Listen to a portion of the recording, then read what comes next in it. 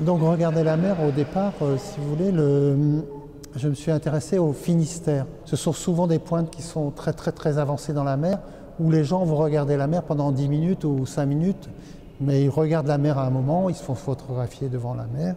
C'est au départ, en fait, ce regard qui m'a intéressé. C'est-à-dire que je m'interrogeais de savoir comment on se situe physiquement pour voir la mer à un moment donné, mais d'une manière aussi courte, en fait, avec un environnement très riche. Et son regard se pose sur la mer et on repart. Alors qu'il y a tout un environnement qui est à proximité, mais qui n'est pas directement accessible et qui est hyper intéressant aussi.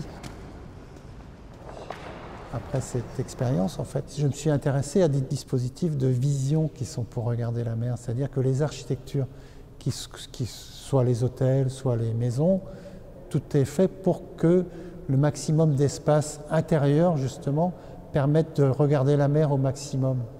Et donc, au détriment des lois, en fait, et des règles qui régissent le littoral.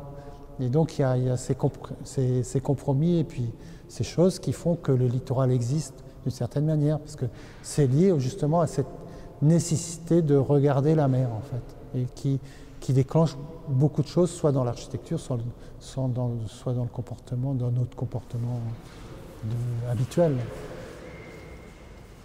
À part les Finistères, qui est la façade ouest de l'Europe, tous les autres en fait, dispositifs sont liés à la Méditerranée aussi, qui est très spécifique quand même. Parce que je me suis aperçu qu'en filmant par exemple la mer ici à Sète, en fait si je fais la même chose dans la Manche, c'est totalement différent. Donc la Méditerranée a une spécificité de lumière, de matière d'eau, d'espace aussi, qui est très spécifique.